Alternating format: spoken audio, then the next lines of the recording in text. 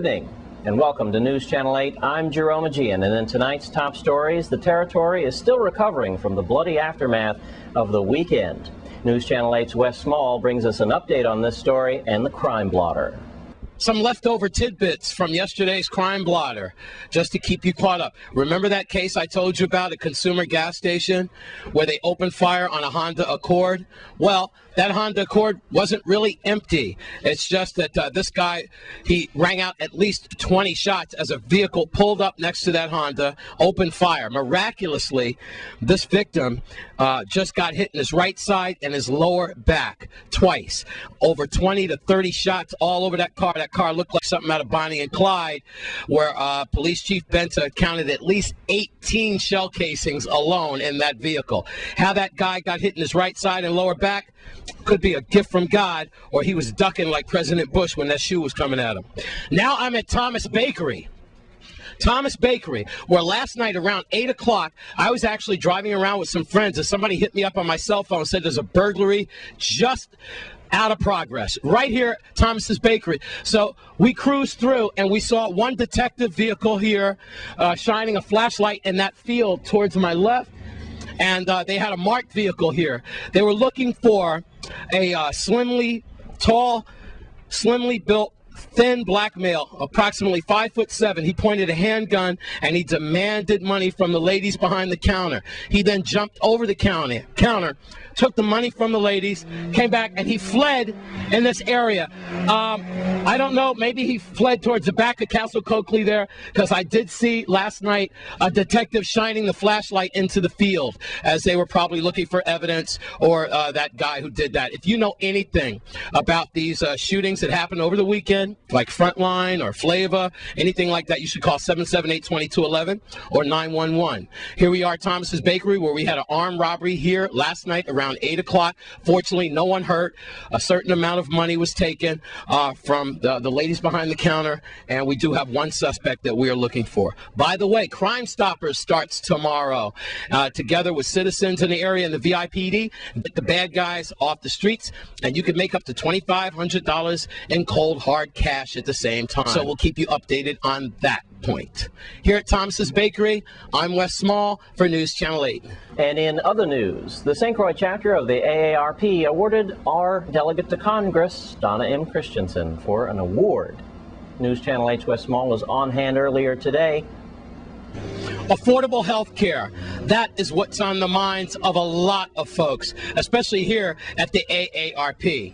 Over 20,000 strong in the territory. I got to tell you something, they're going to be a strong factor to deal with politically from here on out. Let's go inside now to this AARP special presentation as they give an award to Dr. Donna Christensen, our delegate to Congress, and all her hard work with affordable health care.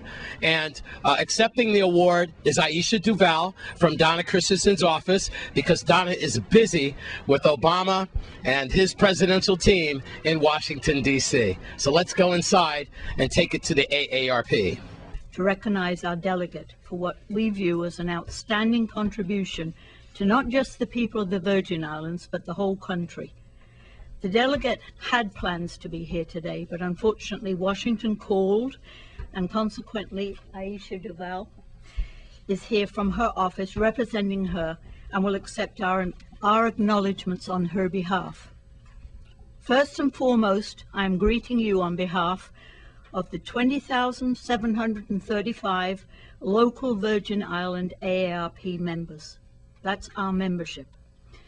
I'm especially pleased to be the one to represent the members as we express our sincere appreciation for the work Delegate Christensen has done to support AARP's Divided We Fail in bringing meaningful reform to America's health and financial security. The delegate is so deserving of this special recognition from AARP Virgin Islands that brings us here today. We invite the nation to unite with us in this work, because these words have never been more true. Divided we fail. And it is also true that together we can do anything. At AARP, we believe everyone has the power to make it better. Now let us put the power to work. Thank you, and thank you again to the delegate and to all of the volunteers. It is an honor and a distinct pleasure for me to bring greetings from our delegate, the Honorable Donna M. Christensen, and to accept this plaque on her behalf. Delegate Christensen conveys her gratitude for this honor and regrets that she could not be here in person to accept. We applaud the success of Divided We Fail, as well as its effective advocacy to ensure that the health, wellness, and lives of older Americans are enriched. The delegate also commends AARP Virgin Islands and its volunteers for being one of the Virgin Islands' greatest assets in fostering an understanding of the issues and the barriers the elderly face each day, addressing the challenges facing senior citizens in the territory, and engaging our lawmakers in an ongoing dialogue aimed at bringing about change. AARP's collective expertise has also become a valuable resource to the Congresswoman and her staff in helping to shape and prioritize policy. She pledges to continue to fight to champion Divided We Fail among her colleagues now more than ever, especially at a time when President-elect Barack Obama has such great plans for healthcare.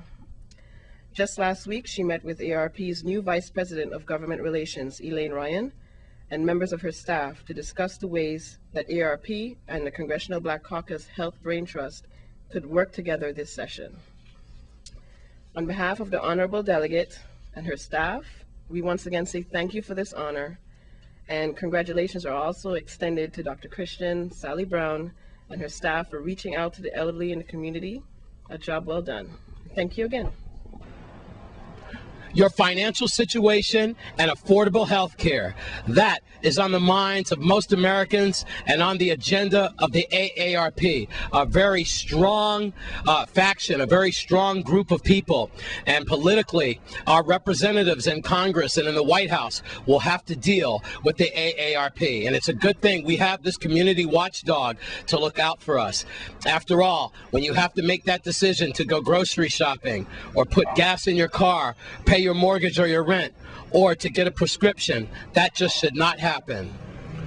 Here we are at AARP. Congratulations to our delegate to Congress, Dr. Donna Christensen. I'm Wes Small for News Channel 8. Thanks, Wes. And when we come back from this break, more news. Stay with us on News Channel 8.